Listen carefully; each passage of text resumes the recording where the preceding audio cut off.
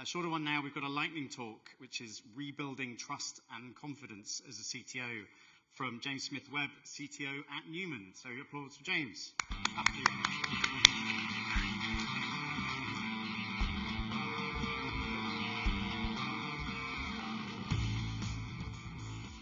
So, about 4 years ago, I was sitting in this meeting room, and most of the people had left the meeting room. There's a couple of people left. And for the first time in my professional life, I broke down. I was crying. And there was one of my managers was sitting across the room from me. She said to me, "Jamie, what the hell happened to you? You're not the same person who hired me a year ago." So obviously that was a bit tough. And I spent the next few days thinking about what the hell did happen. How did I get to the place where I was so exhausted, tired, angry, frustrated, kind of lost? And what came to me over the next few days was really I had lost confidence in myself, and I had lost the confidence of my teams, my peers, and my managers at the time. So quite a crappy situation, to be honest. And I came to the realization that this is really true, that without confidence and trust, without confidence in yourself and the confidence of your teams and your peers, leadership doesn't really mean anything. It's just a title. We've all read these great blogs about the 10 traits of great leadership. None of them mean anything if you don't have the trust and autonomy of your teams. Sorry, trust and confidence of your teams. So what do you do? What do you do when you're sitting there realizing that you've kind of lost a bit of confidence and your teams have lost their confidence in you? So over the next 10 minutes, I'm going to spend a bit of time walking you through what I went through, the steps I took to try and rebuild that confidence in the hope that it might help some of you. So as all great presentations have, it has 3 sections. This is really the 3 steps I took, roughly in order, each building each other, to build up that trust and confidence back. So the first thing I had to realize was I was in a situation where it was everyone else's fault. I was saying, they didn't understand, the culture was wrong, the strategy was wrong, my teams weren't in the right shape. When it came down to it, it was me. I had to take accountability. I had to understand that although it wasn't my fault, it was my responsibility to fix this. There wasn't anyone coming. There was nobody that could give me confidence or give me the trust I needed to get my job done. So I had to shift my thinking from the kind of external factors into the internal one. I tried a ton of things to try and shift my thinking instead of blaming everyone else around me. I tried to figure out how do I get it more internal. Like I said, I tried a load of things. Many of them didn't work. The one that did was really simple. I started just recognizing and labeling the emotions that I had. Really practically, that was I had a notepad. In the mornings and the evenings, I would note down how I felt about stuff. And that had 2 really good benefits. One, I started to understand that emotions were fleeting. You feel them for a while and they go away. Like today, super nervous and quite anxious about giving this talk and standing up. And I know that afterwards I'll feel happy and relieved. And next week I'll feel stressed again about a board meeting I have. So these emotions come and go. So I was able to kind of deal with them better. The other thing it did is shift from worrying about what everyone else was doing and saying and thinking to my reaction to it. That led me down this path of a really good practice I still do today around journaling. I journal in the morning and the evening, do a ton of stuff. But really the first step for me was just labeling emotions, understand how I felt about things. After that, I started to move on and think about the next layer. How could I understand my emotions better, I could regulate them better, I had a more internal focus. What did they mean? How did my emotions and my reactions and my thinking affect my confidence and the trust that my teams had in me? So we started to look for patterns. So there's a pretty superficial way you could do this. You could sit down with a notepad, think about all your great times, note down the things that were true then, and there you go, you have a kind of good tool set. I needed to go a bit deeper. So I did things like I talked to old colleagues of mine, reflected on times that I did my best work when confidence was super high, trust was really high. I looked at my professional and personal lives. I also looked at the crappy times, the times when I felt rubbish, what was missing.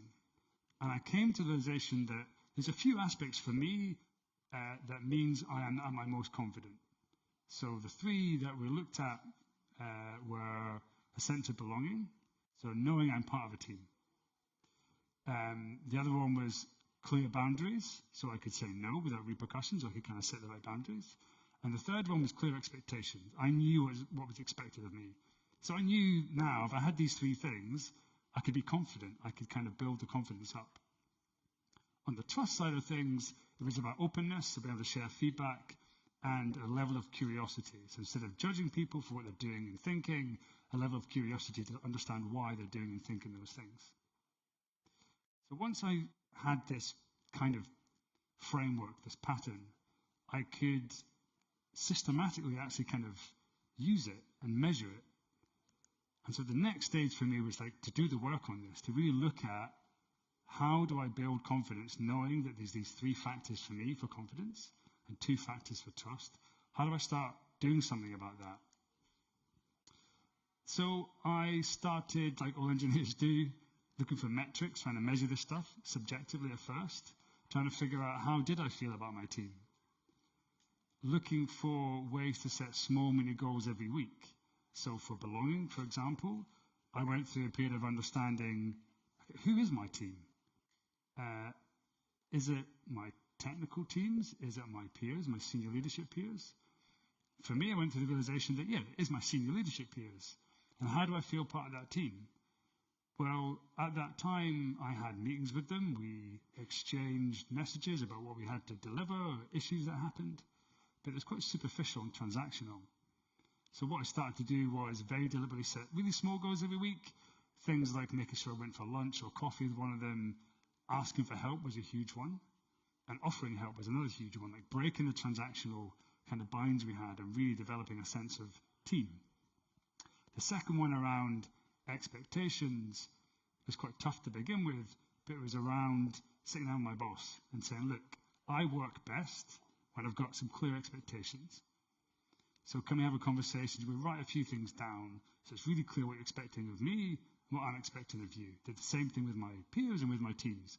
And that's not really a job description. It's more about like day to day, week to week, what you're working on, how do you rely on each other to get done what you need to get done. And the one around boundaries was a tough one for me. I'm a people pleaser by nature, so setting boundaries is really, really hard. So this one was super practical. Things like just blocking out my calendar the time I went to spend with my kids, or the time I went to go for lunch, or the time that I need to do deep work. Learning how to say, not necessarily say no, because I struggled with that, but learning how to say yes, but really slowly, like eke it out, so people kind of almost give up and go do something else. So it's things like that I had to build. On the trust side, the two things I did here, which are actually really awkward to begin with. So trying to normalize feedback when feedback isn't natural to everyone. So we did things like very practical in our one-to-ones. 5 minutes at the end, we did a version of stop, start, continue to each other with all my direct reports. At the start, it was horribly awkward. And it was really superficial. And then it got deeper and more valuable and better. And now it's an excellent part of our one-to-ones. You spend way more than 10 minutes on it.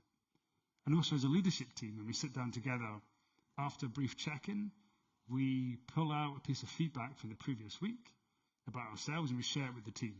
Again, just to try and normalize feedback so everyone's got this high trust environment. The other thing I did when we're looking at how to create a level of curiosity and not judgment, I found it really difficult. I kept failing to do it. And I kept failing to do it because in our day-to-day lives, it's quite stressful, quite fast-paced, lots of decisions need to be made, you're being relied on to do a lot of things. And the tendency is to shortcut the conversation. Someone comes up with something, it's tempting to say, look, I disagree. Like, that's not a great way to do it. Let's do something else. That kind of shuts it down and doesn't really create this level of curiosity. So I did the prep before then, create a lot of questions that became almost like catchphrases and trademarks of mine. Instead of saying that's the wrong decision, say, your decision is really surprising to me. Can you talk me through your thinking as to how you got there? And it opens up the conversations a bit. I maybe can learn something, or I discover where the kind of where the thinking went awry and help correct them rather than telling them they were wrong.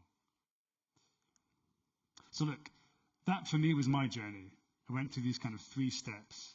It took and is taking ages to kind of keep fostering it. But I think the thing I want to maybe leave you with, if you remember one thing from this talk, is that we will all lose confidence, and others will lose confidence in us at some point. We'll lose the trust. And having a framework to rely upon to build that trust back up and that confidence back up will give us a set of resilient tools, a resilience that I think we all need as leaders. Thanks so much.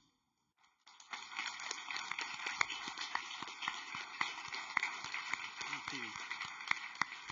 There's a man with a microphone, which means Slido is dead. Does anyone have a question? Don't be afraid. I know you're anonymous before. Down the front here. That was really good, thank you. You said that you normalized feedback and you encouraged leadership team to bring pieces of feedback. How did you encourage a range of feedback rather than just, someone said I was great again this week? That's super hard. I guess the thing that I did, I always went first. I always kind of shared feedback, and I tended to go pretty deep. To give the example that, when you've really messed something up, it's best just to say, look, this is a huge mistake I made. This is the feedback I got. The other thing I did, it's maybe slightly sneaky, but I worked with a couple of people in the leadership team and said, I'm going to ask you to go next. Can you come up with a bit of feedback that you've not really shared before to try and encourage some more of the junior members to share something that's a bit more meaningful? Okay, thanks. Anyone else?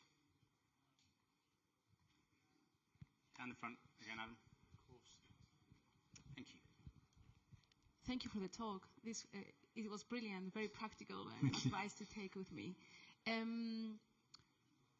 When people lose trust in you, and you start working on yourself, and all of these were very self-work and reflection that you are doing, usually perception takes longer to be built.